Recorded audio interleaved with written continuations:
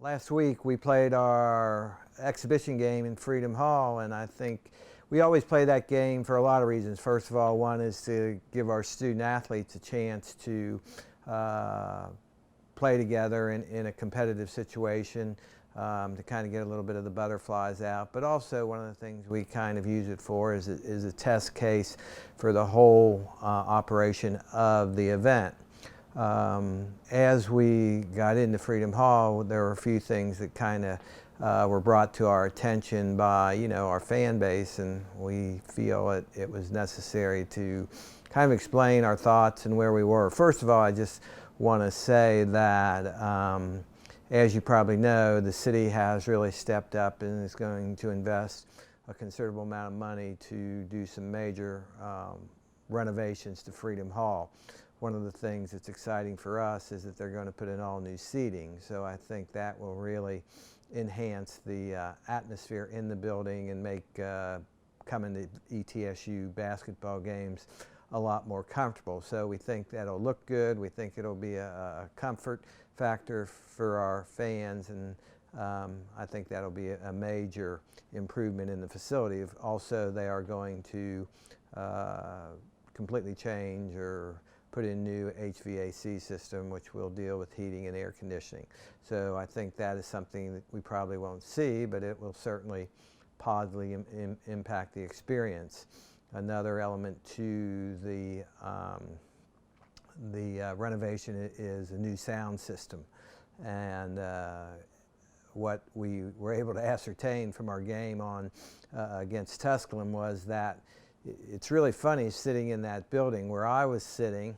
I could hear the sound system perfectly fine, but it was almost unanimous from people that we talked to that the sound system really was ineffective, that where a lot of people were sitting, they couldn't really tell what the what the PA system was really saying. So we have now we have really contracted with Kate to come in and do what they can to enhance that sound system.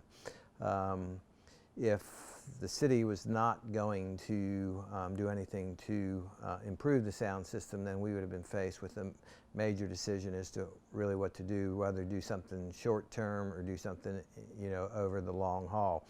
So I think this year it's just a matter of trying to get this as good as we can on a temporary basis.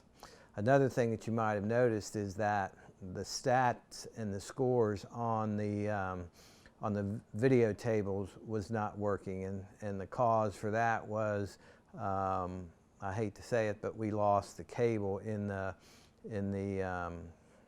transfer from taking the video tables from Freedom Hall to ETSU. Somehow or another we lost the one of the cords that provided the opportunity for us to do stats. So we've got a new cord, so the rest of the season all the stats and the scores will be on display on the video tables. A couple other things, we feel the scoreboards can be positioned a little bit differently so people can see them a little bit better. And of course, this week coming up, we have two exciting games. First of all, our first game against Averett on the 14th at 4 o'clock. Hope everybody gets out to see our first official game under Coach Forbes, and I think Averett hopefully will give us a pretty good test. They won their conference last year, so they know what it is to win, and I think the game will be it'll be interesting for all of us to watch. And then of course on November 17th we have the 6 a.m. game against Wisconsin Green Bay. That was clearly done because we could get on the 24 hours of basketball. It's tremendous exposure for the university and the ETSU brand. I think that it should be something. It's not what you would do every year, but I think on a one-time basis it should be good. I hope people will get up, come to Freedom Hall. There'll be coffee, donuts available, and I think it'll be a fun event. For us, I think it's really good because as people get up in the morning, they'll be, as they get ready to go to work, they'll be watching nationally and internationally, being able to watch ETSU play basketball. So while is it a great time for the people here? No, but probably to get some pretty maximum exposure nationally, it'll be good for ETSU. One of the other things I think we really wanted to try to do is we really wanted to try to create some really neat, exciting opportunities for our students. And at the Tusculum game, we were very happy with the student turnout. It was a very nice turnout compared to the types of turnouts that we've gotten over the last couple years. So we have gone out and we've done some things that the students really like. We've bought, you know, fat heads with different people on there. So you hopefully you'll come to the game and see who we have fat heads of. We bought some noodles. We bought some other things, just hopefully to get the students to really engage and be excited about coming to the games. That's one of the things we really want to do.